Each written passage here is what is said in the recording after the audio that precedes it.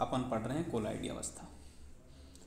Thomas Graham ने 1861 में द्रव माध्यम में विसरित होने के आधार पर पदार्थ को दो भागों में वर्गीकृत किया, क्रिस्टलोइड और कोलाइड। वे पदार्थ जो विलयन में शीघ्रता से विसरित डिफ्यूज हो जाएं कोलाइड कहलाते हैं, क्रिस्टलोइड कहलाते हैं।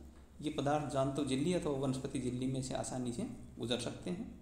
यूरिया, शक्कर, नमक आदि क्रिस्टलीय पदार्थ के उदाहरण हैं। कोलाइडी अवस्था, ये विलयन बहुत धीरे धीरे विसरित होते हैं तथा जानतों में वनस्पति झिल्ली में नहीं गुजर सकते। Starch, gelatin, salicylic acid, protein आदि इसी वर्ग में आते हैं बच्चों। बाद की खोजों एवं पदार्थों की विस्तृत अध्ययन से ज्ञात हुआ कि वस्तुतः किसी पदार्थ को क्रिस्टलॉइड या कोलाइड कहना उचित नहीं है। कारण परिस्थितियों को परिवर्तित करके कोलाइड पदार्थों को क्रिस्टलॉइड और क्रिस्टलॉइड पदार्थों को कोलाइड बनाया जा सकता है। NaCl जल में तो क्रिस्टलॉइड है लेकिन बेंजोन में कोलाइड हो जाता है। साबुन जल में तो कोलाइड है लेकिन बेंजीन में क्रिस्टलॉइड हो जाता है। ठीक है। यदि कोई पदार्थ किसी अन्य माध्यम में इस प्रकार से वितरित हो कि उसके कणों का आकार लगभग 100 एंगस्ट्रॉम हो तो कहा जाए कि पदार्थ कोलाइडी अवस्था में है। वास्तविक विलयन, इनमें विलयन के कणों का आकार 1 से 5 एंगस्ट्रॉम तक होता है। सस्पेंशन, इनमें कणों का आकार 200 एंगस्ट्रॉम से बड़ा होता है। कोलाइड विलयन, ये 5 से 200 एंगस्ट्रॉम के मध्य होता है ना। वास्तविक विलयनों के कणों की तुलना में इनके कणों का आकार बड़ा होने के कारण शीघ्रता से विसरित नहीं होते हैं और भारी निलंबन की तुलना में इनका आकार छोटा होने के कारण गुरुत्व बल से पैंदे में भी एकत्रित नहीं होते हैं।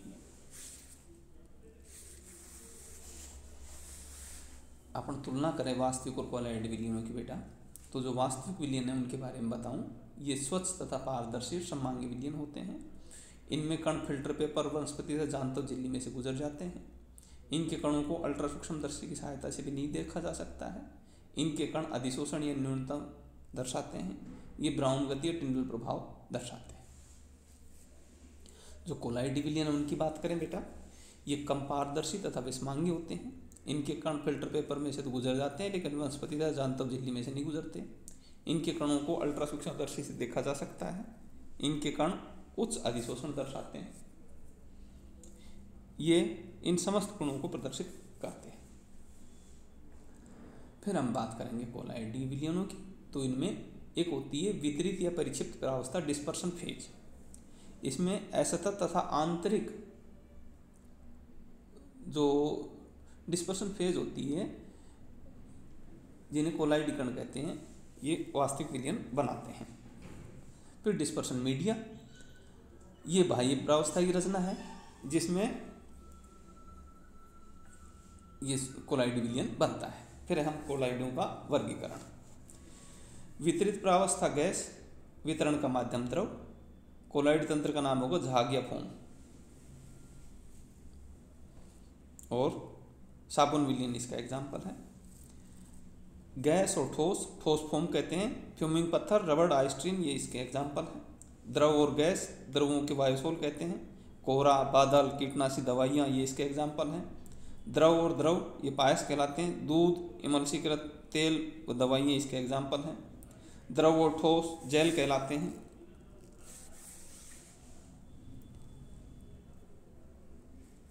पनीर, मक्खन, बूट पॉलिश आदि इसके एग्जाम्पल हैं। ठोस और गैस, ठोसों के वायुसोल कहलाते हैं। धुआं, धूल का तूफान, ये इसके एग्जाम्पल हैं। ठोस और द्रव सोल कहलाते हैं। सोने का सोल, कोलाइडी सोल, ये इसके एग्जाम्पल हैं। ठोस और ठोस, ठोस सोल कहते हैं। खनिज, काले हीरे, रूबी, ये सब इसके एग्जाम्पल है बेटा।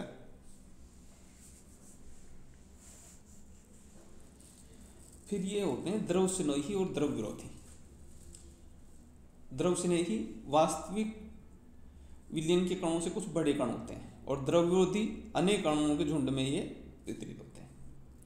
द्रव स्नेही थोड़ी मात्रा में कोई प्रभाव नहीं पड़ता, लेकिन द्रव विरोधी थोड़ी मात्रा से ही स्कंदन हो जाता है।